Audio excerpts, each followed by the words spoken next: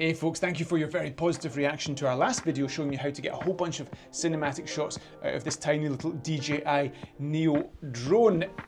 Endless comments asking how we achieve the look in our video to make this thing look professional, for want of a better word. In this video, we're going to show you a 4-step framework, 2 things that you must do, 1 thing that you want to do, and a whole bunch of other things that you will consider doing in the fullness of time. Let's get right into it now.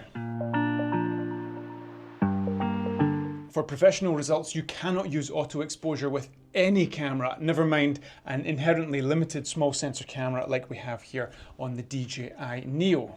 Firstly, you are trusting the camera's software to make the right exposure choice for you. Now, this might work in a very flat, even lighting scenario. White clouds, sun obscured, so we have a great big softbox in the sky, essentially. Everything is very nicely balanced in terms of exposure. However, in harsh, contrasty light, direct sunlight, it's not going to work, and you need to be in charge of making that exposure choice. Check out this shot. It was the first shot that we looked at on our computers after getting some footage with the Neo, and we nearly died. I was nearly sick on my computer. I could not believe it. Now, the metering has taken an okay balanced exposure of the whole image, but ultimately the faces look terrible, and we are the focal points in that subject. You cannot have blown out faces like that.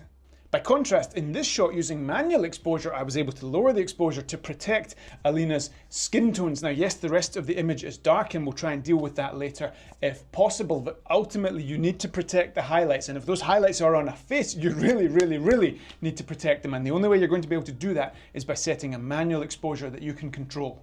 The second reason you need manual exposure is it allows you to fix that exposure so it does not change mid-shot. This does not look good. It does not look professional when you see exposure shifting mid-shot. And for the vigorous maneuvers that a drone like this is designed to do, you're going to see a lot of exposure shifts if you use auto exposure.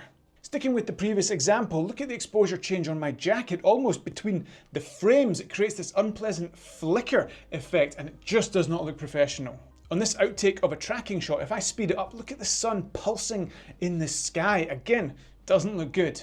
Now, in sharp contrast, here we have a 30-second clip with a fixed manual exposure locked in place so it does not change mid-shot. Carefully exposed so we don't have any blown out highlights on that wind turbine. Shot looks great. Fixing a manual exposure is the first of 2 things I said you have to do. The second is fixing a white balance. Pick a value that corresponds to your shooting conditions, 5,600 for daylight, maybe 6,500 if it's dusky. That's about the extent of that choice, to be honest with you. But the most important is that it does not change mid-shot. We do not want color shifts as we're doing orbits and helixes, boomerangs, all the rest of it. How do you fix a manual exposure and manual white balance with the DJI Neo? I'm hoping that some of this changes over time, and if you're watching this video a year from now, things are a little bit different, but the information is still very relevant. At present, if you're using these one-click quick shots where you just tap that button and off it goes, you cannot fix a manual exposure. If you are using the new mobile version of the DJI Fly app to control the drone with the virtual joysticks, you cannot fix a manual exposure. If, on the other hand, you're using one of the controllers with the traditional DJI Fly app, you can fix a manual exposure, and the same goes for the goggles as well. In the DJI Fly app, go to the bottom right corner, tap the auto icon, and it will switch to Pro. Aperture is fixed at f2.8, so you cannot change that. Set your ISO to 100, assuming you're filming in daylight conditions, you'll always be able to shoot with 100 ISO. Thereafter, the only way we need to modify our exposure is with the shutter speed. That becomes essentially our exposure dial, our means of controlling the brightness of the image. Slide your shutter up or down to whatever value it takes to set the correct exposure for any given shot. And there you have it. You have locked in not only a manual exposure, but a fixed exposure that will not change mid-shot. White balance is even easier. Tap the icon, select the value that you require to give you natural colors, and you're done. Your white balance is fixed and will not change mid-shot. While we're in the app, definitely go into the camera settings and reduce the sharpness from 0 to -2. Full disclosure, we didn't do this in any of the shots you've seen, but here you can see when we do reduce the sharpness to -2 in this test shot, it does make quite a significant difference. Zoomed in 4 times, we have a much more pleasing, softer image without that digital sharpness applied. We will definitely be doing this in future. Steps 1 and 2 were imperative. Step 3 is desirable. The baked-in normal color profile is a touch contrasty for my liking. Adjusting it in your video editing software is pretty straightforward. See if you can find a contrast slider, reduce that contrast. Here in Final Cut Pro, we can modify the highlights, the shadows, and mid-tones independently. If we push those mid-tones up a little bit, it pulls some of those shadows into the mid-tones. It actually flattens out the image, uncontrasts it. And that's all we did. That's the color correction adjustment that we made to all of our footage, just to pull some of those shadows into the midtones. After that color correction was made, we applied one of our color grading LUTs to give the image a little bit of a look. Now, as it happens, we don't really recommend LUTs as such. They can confuse matters, and if they're not constructed really well, then they don't add any value at all, in our opinion.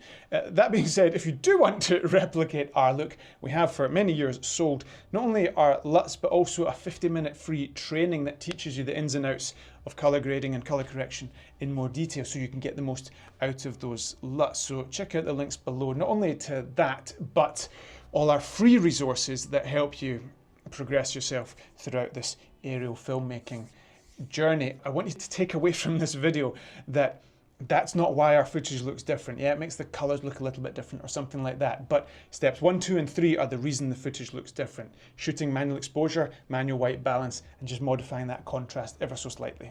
I'd like to emphasize that we were amazed at the ability to modify the DJI Neo's image in post. Stretching out those shadows into midtones did not introduce tons of unwanted noise into the shadows like you might expect. It is a 1/2-inch sensor at the end of the day, which is relatively big by DJI standards. You can check the progression of all these specifications of all 20 DJI drones by downloading our drone purchasing guide in the link below. 1/2-inch sensor, not bad. What we do have is a fairly harsh baked-in preset color profile. If DJI gives us more options in future, then the future is very bright for this drone, because there's nothing wrong with the camera. I think they've just gone for this one-size-fits-all approach to things at the moment, but DJI products evolve over time, and all we're talking about are some firmware modifications here to give us some more options.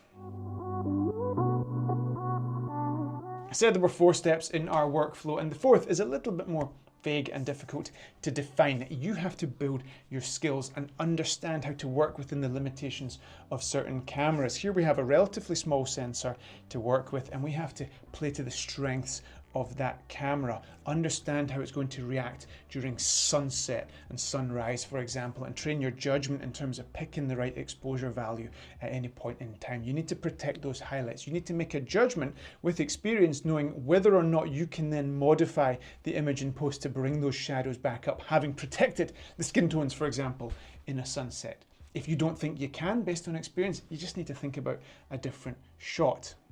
If that's the case, point the camera the other way and see how you get on. Do you have an enormous blown out section in the sky? Well, tilt the gimbal down and get that blown out section out of the sky. Create pleasing compositions that are going to play to the strengths of any given camera. It's a little bit too much to discuss here, if truth be told. There's a slight paradox in that the less capable a camera, the more capable you have to be as an operator to work around its limitations. But the good thing is, if you bother to build your skills, then you can completely differentiate yourself from everyone else who doesn't. With that in mind, you're in the right place. We have loads of free guides below in the description. You'll also be joining our community, where we send you more free resources to help you on your aerial filmmaking journey. Do check out the video that inspired this video, showing you all the various shots that you can create effortlessly with this little drone, and we will see you in the next one.